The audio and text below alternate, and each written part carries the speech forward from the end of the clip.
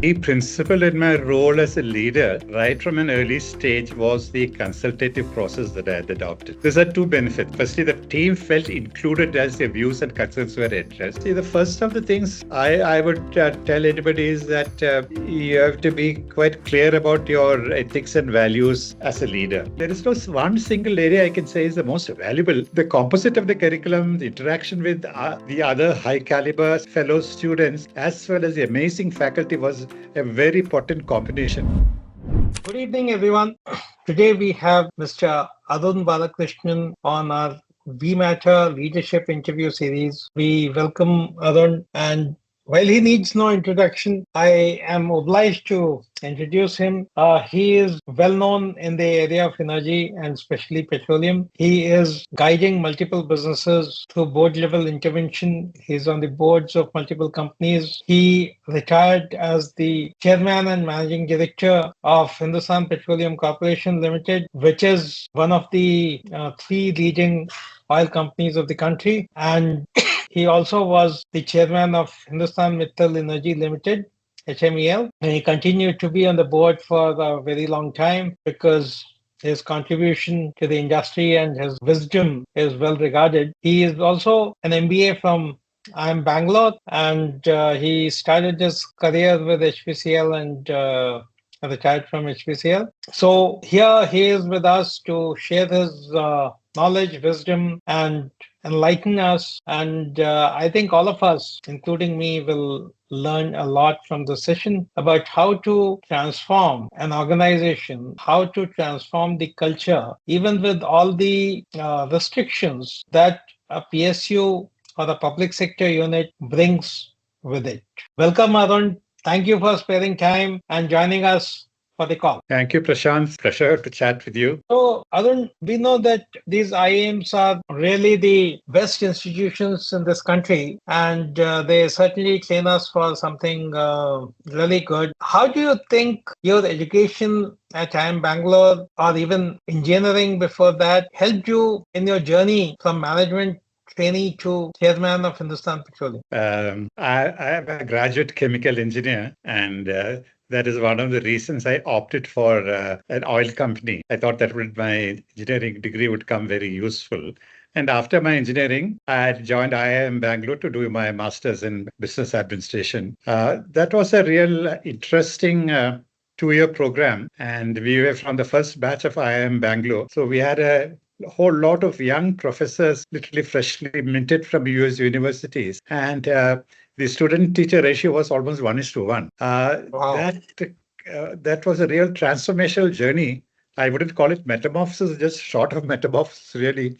But it transformed the 50 of us in the class to really different personalities altogether. And especially it was great to be exposed to macro and microeconomic behavioral sciences and organizational theories and practices. Well, there is no one single area I can say is the most valuable. The composite of the curriculum, the interaction with the other high caliber fellow students, as well as the amazing faculty was a very potent combination. And even today, that is still remnant at the back of my mind somewhere. So it was a great 2 years I spent in IIM Bangalore. And I think that prepared me very well for a very fruitful career in Hindustan Petroleum. That's so nice. Now, we're all eager to know, in a public sector organization, and we know that Hindustan Petroleum is a Navratna public sector organization, but you made it as efficient, as effective, and as competitive as any private sector company, which required a huge cultural transformation, which certainly had to be built on a mindset change. How did you do this in a very large and very well-set organization? HPCL functioned as a typical public sector company right up to 1990, when the then Finance Minister Manmohan Singh opened up the economy. So we got the first signal saying that, okay, if you don't buck up, you're going to lose out to the private sector if at all they come. At that point of time, there was nobody in sight. So we said internally, we had a meeting of the senior management, and we said we better be prepared for it. Okay. For the first activity we as an organization did, of which I was a very key important role at that point of time, that is somewhere in the early 90s, was to restructure the organization into strategic business units. So that itself brought a lot of focus onto the various verticals in the organization. Like, for example, for retail trade, there was a lot more focus for retail trade, and the interaction with the retail outlets and the dealers and distributors all became much closer. Okay. While we didn't have the wherewithal at that point of time to bring about a major change in values and the way we do business, what we did was that we got the best of advisors, consultants to help us do that. And that is where we implemented the business units. And made each business unit a profit center. The moment you make a business unit a profit center, the entire culture changes, because at the end of every quarter, we are looking at how much have you done. And that brings a lot of pressure on the SBU heads as well. So that was a major step which happened. The other part was that, how to bring the people in terms of collaborate with the new thinking that is there in the organization. We did a lot of things. One of the first things which I did as the director for human resources was that we brought in a lot of automation, computerization of HR. Wow. I was quite convinced that we have to take away the routine from the HR function and bring in development activities in HR. Otherwise, what would happen is that valuable human resource can be spent in doling out a housing loan or car loan and things like that, which is the standard fees, administrative part of any HR thing. Now, with this automation, we took out a whole lot of these kind of administrative activities and freed about 10, 15 high quality people for looking after transformation jobs as well. And that is one thing which really helped quite a lot. We also we started a blog at that point of time for HR department. We started a blog. And we convinced people they should all participate in this blog with the pros and cons of what their job, how did they succeed, how did they fail, the reasons why they failed, the reasons why the failure can be converted to success. Okay. So this blog was being read across the organization's respective levels. So, and this was a time a blog was something of a new concept, unlike what it is today. So people were quite encouraged by what came out with that, and a lot of sharing of opinions started happening. And even when we formed the profit business unit, even there were a lot to learn from one SBU to the other. And this blog became a platform on which ideas were shared. That was one. The next thing that we did was that we said, look, we should share our thoughts of the senior management with people all across the organization. Here again, technology came to our aid. For example, our IT team could link up all the desktop computers whichever part of the country it is located, so that if I, as a director HR and later as a chairman, wanted to speak to the officer community in the organization, I could sit in Bombay in my director's room or the chairman's room and talk, and almost 70 to 80% of the organization could hear me. So I used to make a public announcement to promise to everybody in the organization saying that any change in the organization, you will hear from your chairman or your directors first before anything you read about it in the newspapers or something, both good and bad. So at the end of every quarter, when the quarterly results were to be published, I used to get first do an introductory part of it, a broad outline of what the quarter looked like or the year looked like. And then I would request the finance director to go into the details of the results. And that again brought in a lot of unity amongst people that people used to point out, saying that we never ever knew what a quarterly result was. And somebody sitting in Assam didn't know what was happening in Bombay. But these kind of interventions really changed the entire concept of communication. The communication is a key. There's a lot of things in the changes that happened. The other thing which I firmly believe was that, and I keep on telling people, is that leaders should live by example. That is one. The second and more important part is that leaders should learn to demand performance. Okay? And I set the example by demanding performance in the form of setting stretch targets. And people would say, oh my God, how do we achieve this? We've never done this kind of numbers before. I would say, look, this is the target for you. If you have any problem, please tell me what is the help that you want? What are the facilities you need? And I will give it to you. But the targets that we have set is sacrosanct. And initially people grumbled a little, but then later they said, look, fine, if you're giving us what we're asking for, then we'll definitely strive hard. And people started achieving the stretch targets that we set. So that brought in about a change as far as the profitability of the organization is concerned. So that was quite miraculous in a way really for us. Then there was still little bit of grumbling about the performance management systems which were there, because we used to have a appraisal done only once a year at the end of the year, and the general feeling was that even the bosses really don't remember what the good and bad things that everyone has done. So we brought in the quarterly appraisal systems, which again our IT department were of tremendous help. And when the feedback comes in every quarter, we have the annual quarterly results of the organization coming in. We have the quarterly self-appraisals coming in. And there was a total match between the two. And that again helped in bringing the organization together and earning for, kind of better results all the time. Needless to say, we did a lot of other interventions as well. We had we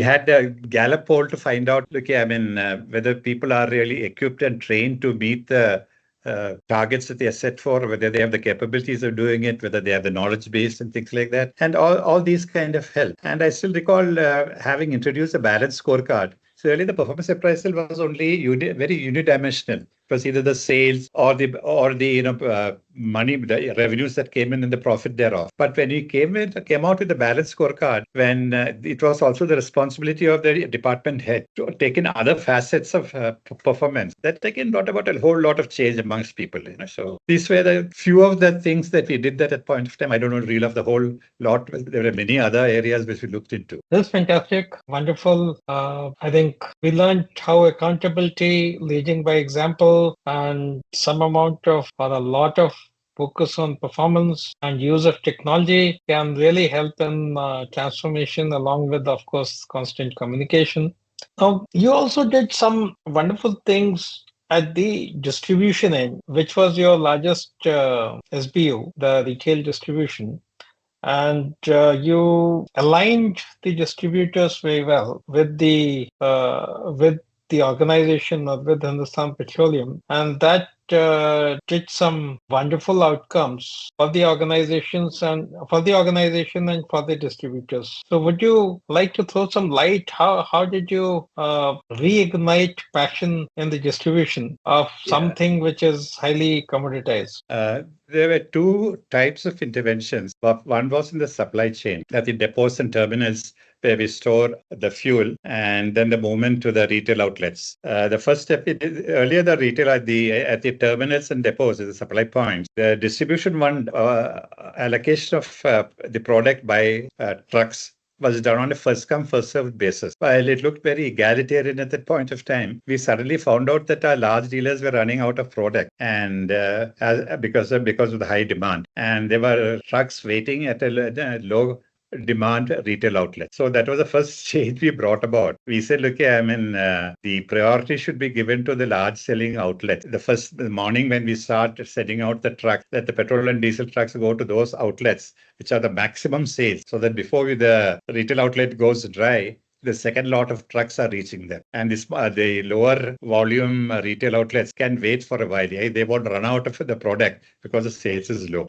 This itself was a great change. The second was that, okay, how do we pump some enthusiasm into the retail trade? Okay. So this is a little experiment we tried, and it came out surprisingly very successful. What we did, like any other marketing company, we used to have dealer meets in various parts of the country. Instead of the companies putting out the performance of in that particular area for that particular regional office, we used to ask the most successful dealer. We select 2-3 of them and ask them to explain to their fellow dealers what is the secret of their success. Okay, so this was an eye-opener even for us. And when we asked those dealers to speak out about their secrets, they were quite enthused. They were very happy that there's somebody, the chairman and directors of the company were one of the audience, were amongst the audience. They're very keenly listening to what they had to say. So there was a bonding which happened then. And 5 key elements came out as to most of them in one form or the other were repeating that, look, these are the 5 elements in their own way. They were not enumerated in a particular order or something. One of some of the most important things is that petrol pump or retail outlet is like any other SME for that matter. It is fairly important for the owner to be seated there. and not leave everything to the manager. And then the owner goes off somewhere doing some other business. That was the first part. Second part was that the cleanliness in the system, the retail outlet, when somebody comes in, it was very clean and neat, including the toilets and whichever part where the customer sees. And we started a program wherein the cobwebs are cleared from the high ceilings. Because of the high ceilings of the canopy, it was very rarely clean. So we brought in a system wherein the canopies were clean in a fairly regular manner. So the outlets started looking very spick and span, and they were quite happy about it. Then we talk about, look here, how do we deal with the service people there? The dealer is not the person who actually puts the petrol or diesel into the tank of a car or a truck. It is the service boy there. So we started training them as well, how to smile, how to greet, etc. And over a period of time, the quality of service started showing. If somebody drives in, whether it's a truck driver or a car driver or a driver and not an owner as well, owner of a car as well, they found this change very attractive. So a lot of business moved from other company outlets to our outlets at this point of time. So these were some of the, at the,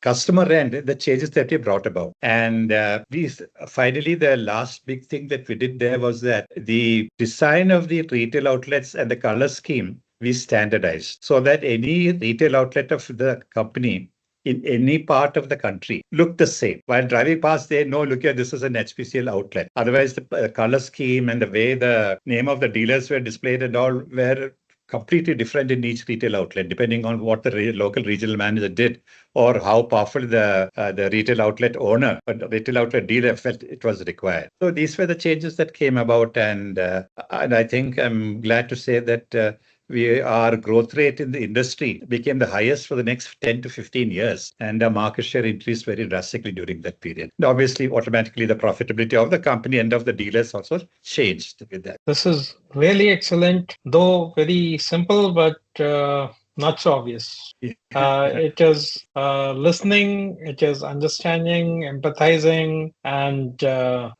doing the right things for them, standardization, branding. And I think I take this example often in a lot of seminars that I speak in, and I ask, and especially if the audience is youngsters, I ask them that where was burger invented? And typically people say US because burger is associated with McDonald's. Yeah. Whereas burger is a German dish, and it was invented in Hamburg, as all of us know. And the next question I asked them is, which German chain doling out burgers across the world? And obviously there's a silence because there's none. I said, why is it that a German dish is being sold for billions of dollars by an American company? And there are 5 things, but 2 things that overlap what you just said is the standardization and branding. The McDonald's stores have the same ambience all over the world, same logo, same color scheme, and same consistency in the quality of burgers. Wherever we eat, irrespective of the change of the filling to the local palate and taste, but overall the taste of the burger, etc., is pretty much consistent, irrespective of who's baking. So that branding and consistency in the ambience and the standardization in the process to ensure customer delight is something that Americans have mastered it very well. Yeah. And there's something to learn from them. And they can take a American or German or an Italian dish and create billions of dollars out of it. So that was wonderful. That was wonderful. And I really loved that. Simple things, not so obvious, but together they can create huge increase in business. Given that you've played various leadership roles, right, from middle-level leader to being the chairman and managing director, what is your core philosophy of leadership that has guided your leadership style throughout your career? The key principle in my role as a leader, right from an early stage, was the consultative process that I had adopted. This had two benefits. Firstly, the team felt included as their views and concerns were addressed and formed part of the solution. Secondly, because of the derived ownership of the decision taken, implementation became much easier. It was their decision as well, not just the leader's decision. There are only marginal second thoughts or objections after the decision was taken. Otherwise, earlier, if the consultative process was not there, somebody always had a differing opinion, and that would come up much later once you start the implementation. With this consultative process, that kind of intervention after the decision was taken almost came to a standstill. So consensus building was the key. And if someone objected, even in the board, if someone objected or raised a counterpoint, I asked them to I asked that particular person to convince the rest of us in the board about his point of view, and he has to convince us. Only then we will accept that.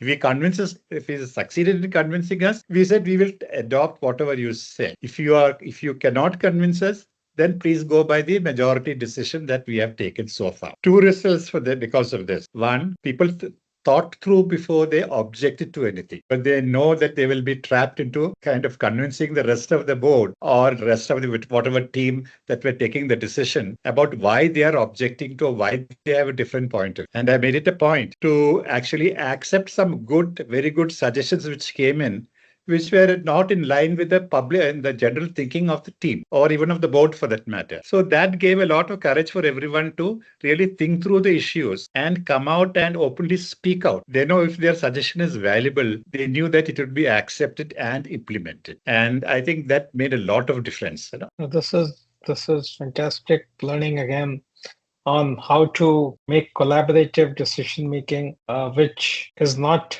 just democracy, but also it has to have convincing and conviction and logic behind it, and not just show of hands and not just people objecting for the sake of objecting, but making sure that it is a thought through decision making process and thought through objections or thought through deviations from the common understanding. So that certainly is a very, very valuable decision-making process where we don't leave everything to democracy, but we also don't leave everything to convention, and we are open to challenge, but challenge with logic and conviction and convincing. Thank you very much for sharing this. This is a great insight for managing boards and managing teams and managing executive teams for all those who are now involved in managing boards and managing teams. The next question coming from this whole thing of board to my mind is that there's a lot of debate these days on the value that the independent directors are bringing to the table. And there's also some MCA intervention that there should be some kind of 360-degree feedback by all the directors to each director, etc., on their contribution in this whole gamut of points of views and issues and perhaps some relevant issues and not so relevant issues. You've been on the boards of multiple companies in the past and now. And how do you make sure that you add value? And we've heard that you've been adding value a lot through the boards and board level intervention. And therefore, the likes of even Mr. Alan Mittal insisted that you continued on the board for a very, very long time. So how do you drive value as an independent director from board level interventions? Yeah, see, the concept of an independent director became more formalized after the Companies Act 2013, where they said that all companies beyond a particular size need to have independent directors, preferably 3, or depending on the size. If it's not a listed company, it can be 2 as well. That opened up an avenue for people like me who had many years of experience and had to superannuate at the age of 60 when we were on the peak of our efficiency and knowledge, suddenly stepping out of the kind of work we were doing. And I was quite pleased when 2-3 companies offered me a board membership. And even before I retired, I had NCDX E-Markets Limited, one of the companies in Bombay. Their MD dropped in at my office and said, "Would you like to join our board?" So I asked him, like, I mean, what is the connection? And I was not familiar with the concept of an independent director to that extent at that point of time. So we started doing a lot of research on that. I started a lot of research on that and felt that their requirement is in line with my experience, and especially all the mistakes I made or the good things which I did in the organization. I said I could transform it to them, not as a CEO, but as a kind of an advisory role, saying that if this is the problem, we had also faced a similar problem and this is how we did it, kind of thing. So the first 2 or 3 companies which I was associated as an independent director, they were quite pleased with what I had to tell them. And so I started doing a lot more research on how to intervene in the board, in board decision making, without actually telling them do this or do that, rather giving them ideas from wherein that ideas can be transformed and made it to as if it is their idea which they are implementing. No CEO or management would like to, adapt or adopt lock, stock, and barrel somebody else's thoughts. So when as independent directors, I had other independent directors also there. So we used to meet together and find ways and means to how to guide the company and to enhance the efficacy of the organization there. Of course, we used to give a lot of new ideas as well. Sometimes we gave a lot more than was required, but they could not digest everything. But suddenly a lot of new ideas come into an organization, it will be very difficult to implement. Ideas are easy, thoughts are easy to give. So we started doing it in a very measured manner. And I, as an independent director, really enjoyed this process. And once you enjoy a process, it's something which everybody wants you to keep on adding value there. So as an independent director, you can really add value to the running of the company. And there are a lot of world-class independent directors in the country today who are doing a wonderful job. And I have in touch with quite a few of them, so I know the quality of issues that are there. The other issues, you talked about the evaluation of the directors under the Companies Act and the SEBI Act as well. And there's an annual evaluation of the directors, of all directors, including independent directors, are there. So, and that is a good thing to have, because normally an independent director is appointed for a period of 5 years. And technically the renewal for the next 5 years. Actually, you can be a director in a company only for a 5 + 5, total 10 years. So at the end of the first 5 years, there has to be evaluation. You look at how the company, how the director is doing, is he really contributing? And then you get another period of 5 years. So, which I think is a very good thing to have, because people, senior people who are appointed as independent directors should not take it very lightly, not treat it as some kind of pocket money which just comes in doing nothing. So and later the seriousness of an independent director has been enhanced much more, especially for listed companies under the SEBI LODR, listing obligations. Under the SEBI listing obligation, there are very clear-cut things which independent directors have to do. To start with, and the chairman of the audit committee, chairman of the shareholder committee, and various other committees chairman has to be an independent director. Then there are very contentious issues called related party transaction. These have to be vetted by the independent directors, especially the audit committee chairman, who's an independent director. So there's a lot of responsibility also which has come to that of the independent director. It is not just giving advice to the organizations about what to do and what not to do. The role of an independent director, as defined, is also to protect the interests of the small shareholder, that is the non-promoter shareholder. We have to be very careful in our decision making, whether the promoters, who are normally very powerful, who are the people who appoint you as independent director in that company, whether they are informally kind of influencing us and belittling the importance of the minority shareholders. So this is another very important role that we play. And I should say that while all of us enjoy being an independent director in companies, these days there is a lot of responsibility, as much as any management for that matter. Because as you may have been reading in the newspapers, if anything goes wrong in a company, the first question that is being asked by SEBI or other various government regulatory bodies is what has been the independent director been doing there. Okay, so this is a double-edged sword kind of thing. While the remuneration as an independent director is good and very attractive, there are a whole lot of responsibilities as well. And somebody who aspires to become an independent director will have to accept both parts of the game. Again, that's hugely enlightening, because being on the board these days is becoming prestigious and necessary because of the increasing number of companies and the demand for independent directors. But being able to contribute is something that all of us have to learn and make sure that as independent directors, we're constantly contributing, as well as protecting the rights of the minority shareholders in listed companies. This is great learning.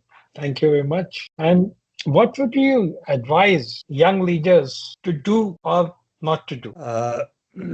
Couple of things here.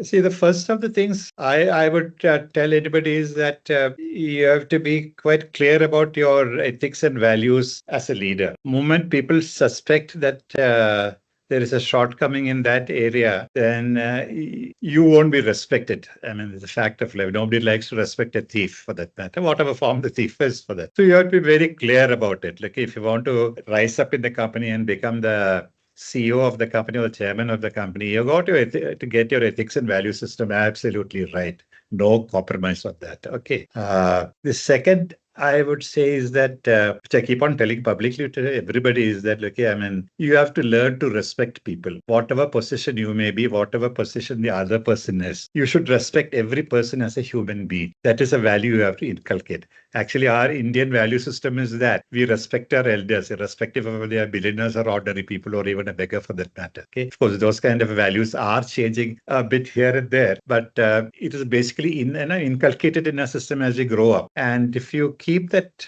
values right, it is going to be very useful for the organization per se and for your relationship as a dealer with the larger context of the company. Because even as the best of leaders, if you do 100 things, I think 10 will definitely go wrong. And that is the time you need the support of all the people in the organization. And if they know that your values and ethics are uncompromisable and that you are a person who always valued the contribution and respected people, they are always going to support you. They're never going to let you down.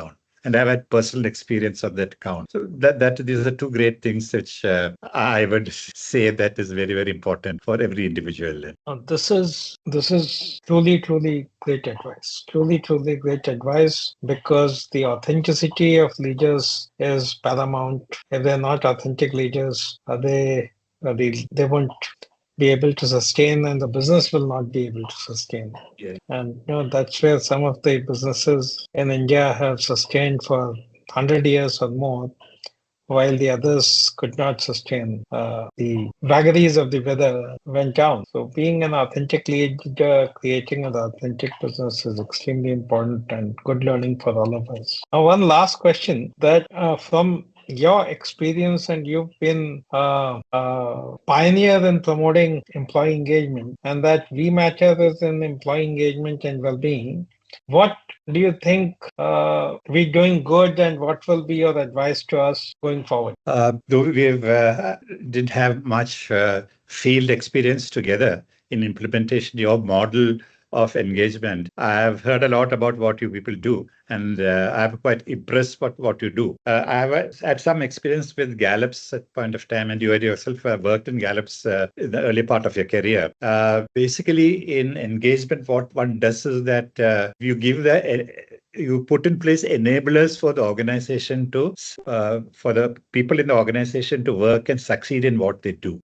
You create a background by which people are by and large happy. That is very important because I remember the Gallup study when we did the first engagement study and the results came out. They said, look, you have something about 20% of the people who are fully engaged and about 70% who are somewhere in between, and about 15% who are totally disengaged. And it was very clear that these 10 or 15% who were totally disengaged, they were actually pulling down the organization without contributing anything. So it is very incumbent on any leader to make sure that the disengaged people are reduced to the greatest extent possible, and the 100% engaged people are encouraged in whatever way you can. I was cross-checking these ratios with various organizations, and it came quite clear that in almost all companies, the key brain stress of any organization and who runs the organization are these 15 or 20% really. The large majority, as they call, I think Gallup's called it fence sitters, if I remember correctly,